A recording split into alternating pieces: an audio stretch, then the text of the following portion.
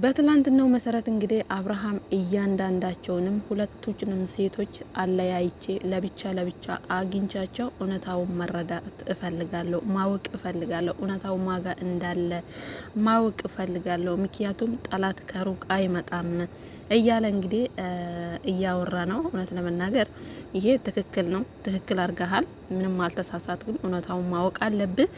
እንደዚህ ያለ ስም ተሰጥቷት እያለቀሰች የምትቀመጥበት ምክንያት የላትም ሩታዬ።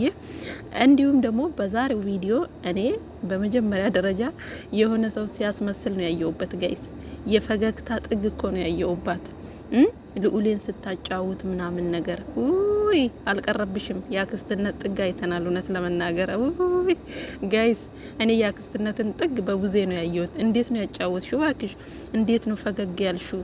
እውነቱም ልዑሌን ትወጂው የለ እንዴ? ኧረ አየን እኮ አየን የፈገግታውን ጥግ ማለት ነው። እና ወዶችዬ እንግዲህ አብርሃም ሩታና ኤፍሬምን አግኝቷቸው ያለውን ነገር ጠይቋል።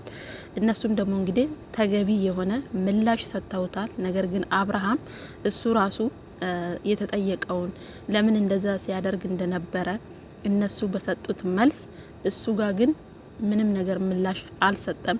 ለምንድነው አንተ ከካሜራ ጀርባ እነሱ ሲሄዱ ደህና እንደሆንክ ከሩታ ጋር መሆን እንደምትፈልግ ትነግረናለህ፣ ካሜራ ላይ ሲሆን ደግሞ ዝም ትላለህ። እኛም ደግሞ ትዳርህን ፈልገ ከልጅህ ጋር ከሚስትና ከልጅህ እናት ጋር መሆን ፈልገህ ነው ብዬ እኔ የእናትህ ልጅ ስከራከርልህ ነበረ በማለት እንግዲህ ኤፋ ተናግሯል። አብርሃም ግን ምላሽ የለውም። ምክንያቱም ያን ነገር አውቆና በደንብ ሲያደርግ እንደነበረ ከሱ ከፊቱ ከአነጋገሩ ያስታውቃል። ለምን እኔ አላቅም ማላቀውን ነገር እንዴት እንደዚህ ማድረግ እችላለሁ ብሎ ነገሮችን መናገር ይችል ነበር። እሱ ግን ነገሮችን በዳበሳና በሽፍፍን ነው ያለፈው ማለት ነው።